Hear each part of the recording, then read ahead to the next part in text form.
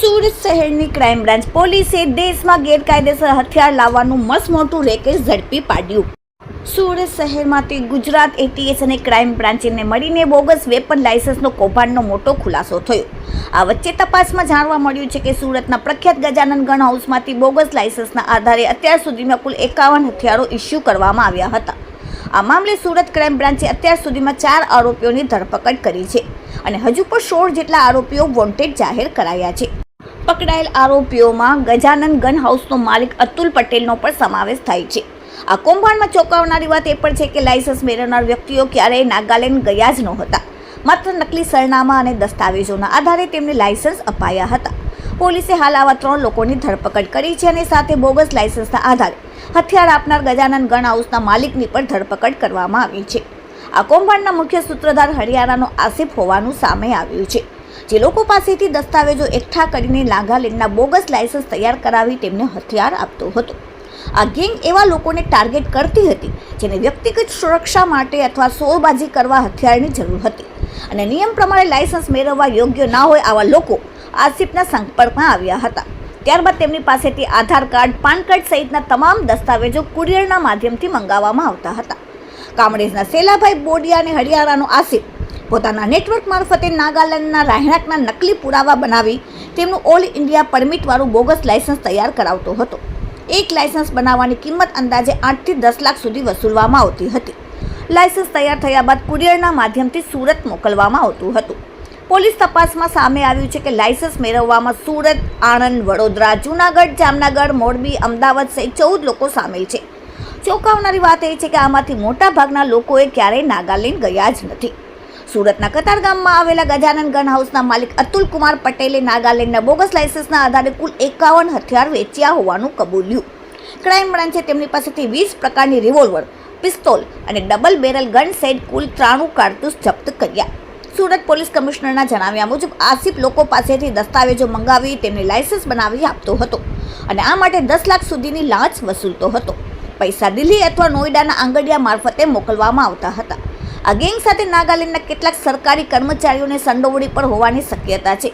પોલીસે આ દિશામાં તપાસ શરૂ કરી છે। ગુજરાત પોલીસ તરફથી અલગ અલગ રાજ્યોમાંથી ફેક લાયસન્સના આધારે જો નોન પ્રોહિબિટેડ બોર વેપન્સ છે એના ખરીદી કરીને યુઝ કરવાના જો એક બાતમીના આધારે જો એટીએસ તરફથી કાર્યવાહી કરવામાં આવી અને આ જ અનુસંધાને જો સુરત સિટી ક્રાઇમ બ્રાન્ચ તરફથી બી એના ઉપર વર્કઆઉટ કરવામાં આવેલા, જેમાં 20 જેટલા વેપન્સ જો જેમાં .32 બોરના પિસ્ટલ છે, રિવોલ્વર છે, ડબલ બેરલ ગન્સ છે જો અને આ પ્રકારના વેપન્સના રિકવરી અહીંયા કરવામાં આવી। ટોટલ કુલ 20 વેપન્સ પકડવામાં આવેલા, જેમાં 93 જેટલા જો કાર્ટિजेस બી અલગ અલગ જો પિસ્ટલ અને રિવોલ્વર એના અને ડબલ બેરલના કાર્ટિजेस બી છે અને ટોટલ અત્યાર સુધી 4 આરોપીઓને પકડવામાં આવેલા છે અને કુલ 16 જેટલા આરોપીઓ અમારા વોન્ટેડ છે જેને પકડવાની કામગીરી ચાલુ છે। આમાં વિગત એવું છે કે અહીંયા એક ગજાનન ગન હાઉસ આવે છે જ્યાં અતુલ પટેલ એના જો માલિક છે અને આ એના માધ્યમથી કુલ 6 જેટલા ફેક લાયસન્સ જો નાગાલેન્ડમાંથી બનાવવામાં આવેલા અને પછી જો કહાનીના મતલબ આ લોકોની પ્રક્રિયા એવી રીતે ચાલુ થાય છે કે નાગાલેન્ડમાંથી ઇસ્યુ થયેલા લાયસન્સ આધારે જો ગજાનન ગન હાઉસમાંથી લગભગ 51 જેટલા વેપન્સના જો વેચાણ કરવામાં આવેલા જોઈએ।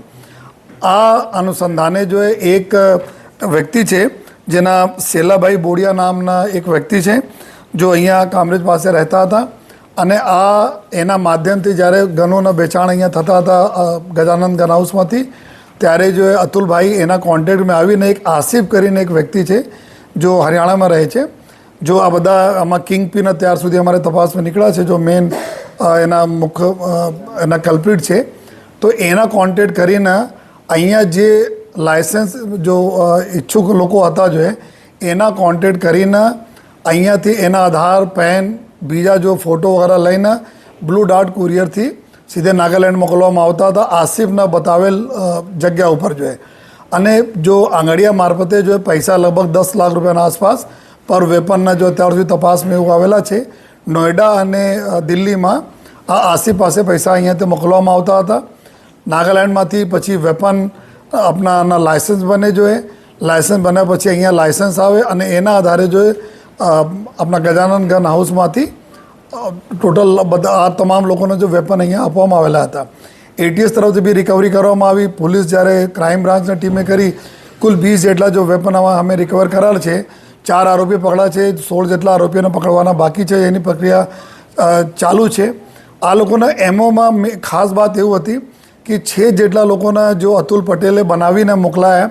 આ લોકો કોઈ દિવસ નાગાલેન્ડ જોયા પણ નથી, નાગાલેન્ડ ગયા પણ નથી, પરંતુ એના જો નાગાલેન્ડમાં એક એડ્રેસ, ઘરના એડ્રેસ બતાવવામાં આવેલા છે અને આ એડ્રેસના આધારે ત્યાં પૂરી પ્રક્રિયા કરીને જો લાયસન્સ એના મેળવવામાં આવેલા છે. અને ઘણા બધા એવા પણ કેસીસ છે કે જો નાગાલેન્ડમાં જૂના લોકો પાસે લાયસન્સ હતા, ત્યાંના ઓરિજિનલ લાયસન્સ હતા, જેની મોટી ઉંમર થઈ ગઈ, એમાં રિટેનર તરીકે અમુક લોકોના નામ નાખવામાં આવેલા, જેમાં આ લોકો ખોટા એડ્રેસના ક્રિએટ કરીને રિટેનર તરીકે નામ નાખે અને પછી રિટેનરના આધારે નવા લાયસન્સ કઢાય જોઈએ. આમ નવા લાયસન્સ માટે અમારી જો ટીમો ત્યાં નાગાલેન્ડમાં છે, જો અત્યારે ત્યાંના ડિસ્ટ્રિક્ટ એડમિશન સાથે જો સંકલનમાં છે કે ત્યાંથી કેટલા ખરેખર ઇસ્યુ થયેલા છે, અગર ત્યાંથી ઇસ્યુ થયેલા તો નહીં થયેલા હોય તો આ બધા કેવી રીતે આ લોકો ફોર્જરી કરીને ક્યાંથી બનાવે અને ક્યાંથી જો અત્યારે જો MHAની સાઇટ છે જો એના ઉપર UIN નંબર હોય છે, યુનિટ આઈડેન્ટિફિકેશન નંબર હોય છે, તમામ લાયસન્સને એના ચઢાવવામાં પણ આવેલા છે. તો કેવી રીતે ખોટી રીતે આ સાઇટ ઉપર ચડાવવામાં આવેલી છે, અંદરનો કોઈ વ્યક્તિ ઇન્વોલ્વ છે કે નહીં, એના માટે પૂરી અમારી ટીમ અત્યારે કામ કરી રહી છે જોઈએ. લેકિન અત્યારે કુલ 20 જેટલા વેપન, 4 જેટલા આરોપીઓનો ધરપકડ કરવામાં આવી છે. આ એક મોટું સ્કેન્ડલ છે જેમાં આ લોકો બીજા રાજ્યોના ખોટા લાયસન્સ બનાવીને અહીંયાથી વેપનના વેચાણ કરીને યુઝ